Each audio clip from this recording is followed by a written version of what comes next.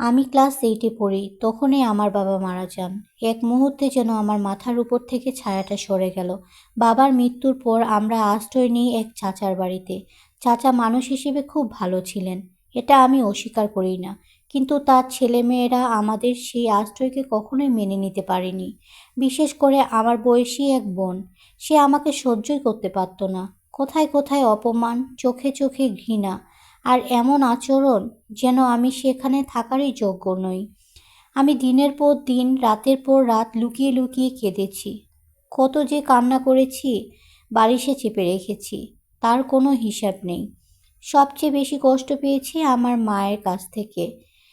তিনি সব দেখেছেন, সব বুঝেছেন, কিন্তু কখনো বলেননি। সবার সামনে না হোক, অন্তত আড়ালে একটু সান্ত্বনা, একটা কথা, একটু হাত মাথায় রেখেও তো পারত বোঝাতে, কিন্তু সেটাও পাইনি। ধীরে ধীরে আমি নিজেকে বোঝাতে শিখে গেলাম, আমার বাবা নেই, তাই আমার জন্য ভালো কিছু নেই। তবু মনের ভেতর একটা স্বপ্ন বাঁচিয়ে রেখেছিলাম। ভাবতাম আমার যে স্বামী হবে, সে নিশ্চয়ই আমাকে বুঝবে, যত্ন নেবে, আমাকে আবার হাসাতে শেখাবে। কিন্তু ভাগ্য যদি খারাপ হয়, তাহলে সে গল্প ঘুরিয়ে একই হয়।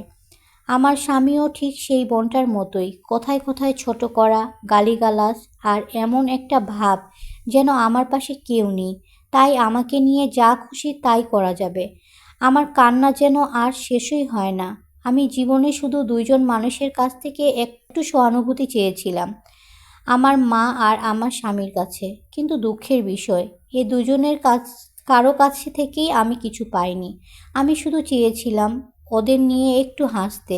চারপাশে সবাইকে দেখে আমারও হাসতে ইচ্ছে করে, কিন্তু ওরা কেউই আমাকে হাসতে সাহায্য করেননি। এখন এমন একটা জায়গায় এসে দাঁড়িয়েছি, আমার আর হাসতেই ইচ্ছে করে না। সবচেয়ে ভয়ঙ্কর যে সমস্যাটা হয়েছে, যদি আমি আমার স্বামীকে কারোর সঙ্গে হাসতে দেখি, আমার ভেতরে আগুন জ্বলে ওঠে। মনে হয় এই হাসির মধ্যে কোথাও আমি নেই। আমিও তো এক সময় এমন হাসি খুশি ছিলাম, যখন আমার বাবা বেঁচে ছিলেন। বাবার পরে সে কি একটু সাহায্য করতে পারতো না? আমাকে কি একটু হাসাতে পারতো না? আমি তো কখনো টাকা পয়সা চাইনি, আমি শুধু মানুষ হিসেবে একটু ভালোবাসা চেয়েছিলাম। এখন আমি নিজেকেই প্রশ্ন করি, আমি কি অস্বাভাবিক হয়ে যাচ্ছি, নাকি এটা সেই কষ্ট যেটা বছরের পর বছর জমে থেকে এখন হিংসা আর যন্ত্রণার রূপ নিচ্ছে? আমি কি সত্যি মানসিক অসুস্থ, নাকি আমি শুধু খুব ক্লান্ত? বাবা বেঁচে থাকলে আমি জানতাম এই মেয়েটা কারো বোঝা না। বাবার কাঁধে মাথা রাখলেই জীবনটা তখন সহনীয় লাগতো। হাসিটা তখন খুব সহজ ছিল। বাবা চলে যাওয়ার পর আমি শুধু একজন মানুষকেই খুঁজেছি, যে আমাকে নিরাপদ মনে করবে। কিন্তু আশ্রয়ের ঘরে আমি আশ্রয় পাইনি। মা সব দেখেছিলেন, আমার চোখের জল, আমার চুপ হয়ে যাওয়া, আমার ভেঙে পড়া সবই।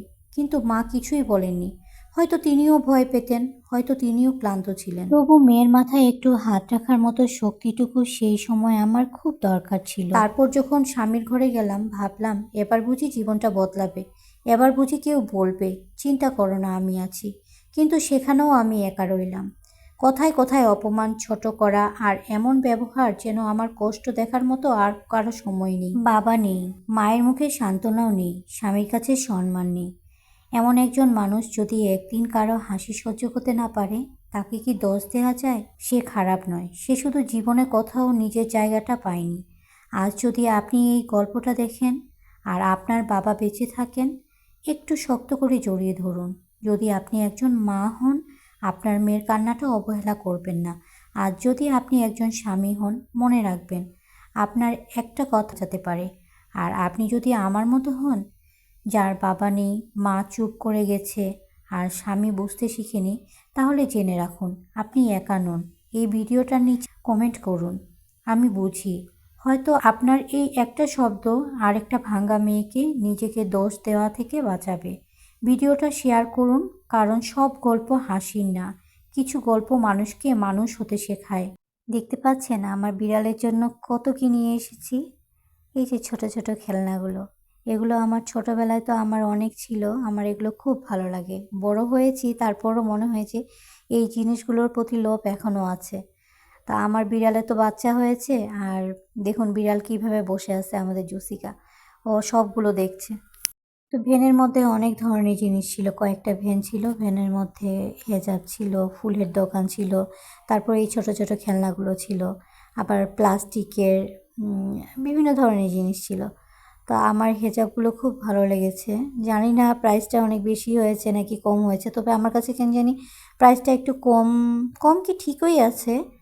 তো আমার কাছে ভালো লেগেছে তাই আমি কয়েকটা হেজাব নিয়েছিলাম, আর বিড়ালের জন্য এই ছোট ছোট খেলনা আর ফুলের টবগুলো নিয়েছিলাম। তো দেখুন আমার বিড়াল কিভাবে দেখছে।